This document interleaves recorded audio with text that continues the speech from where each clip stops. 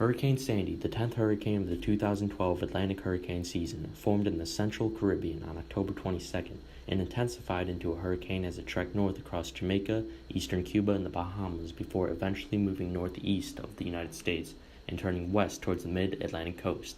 After leaving Jamaica, the storm gained strength over open water and became a Category 2 hurricane prior to hitting Cuba. Sandy then weakened to a Category 1 before sweeping across the Bahamas, and in the process briefly weakening to a tropical storm. However, it regained its strength again to become a Category 1 hurricane before heading north toward the U.S. coast, but would eventually transition into a post-tropical cyclone just prior to moving onshore New Jersey.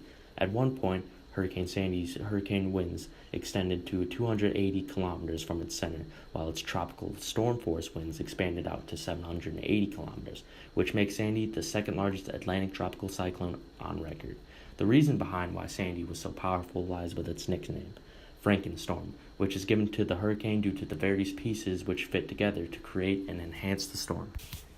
These pieces include the storm surge occurring near the time of high tide along the Atlantic coast, which brought a greater contribution to the storm surge and the flooding it made, the waters of the northeastern coast being 3 degrees Celsius above average, which resulted in increased strength due to tropical cyclones drawing their energy from warm ocean water, the warmer atmosphere it came to be in, which allowed the storm to hold more water vapor and dump more precipitation. Sandy's strength was also given a contribution while moving northward when it merged with a weather system arriving from the west, which started the storm's transitioning into an extratropical cyclone. Flooding is nothing new to the areas along the east coast that were affected by Hurricane Sandy. Written records of flooding in New York City date back to 1788. The earliest floods occurred pre-instrumentation, but estimates based on personal accounts state that the water rose around 3 meters.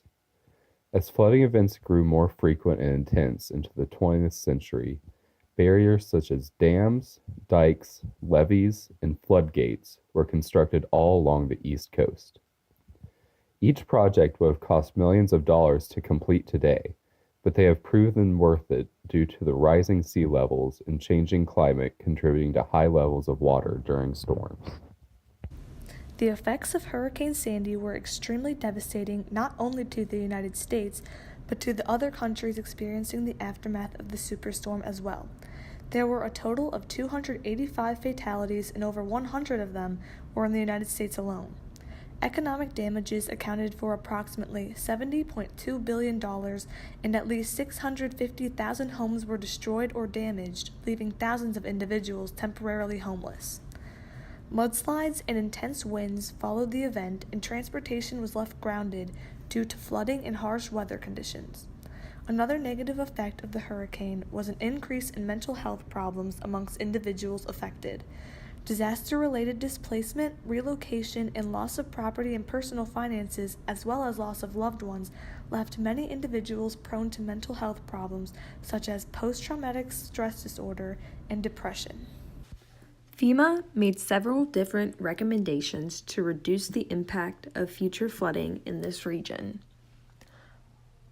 These include flood mapping, new building codes, healthcare facilities that should plan for extended power loss, elevate critical systems in building, such as mechanical and electrical systems, and flooding prevention in subgrade connections like subways and basements. Several different recommendations to reduce the impact of future flooding in this region. These include flood mapping, new building codes, healthcare facilities that should plan for extended power loss, elevate critical systems in building, such as mechanical and electrical systems, and flooding prevention in subgrade connections like subways and basements.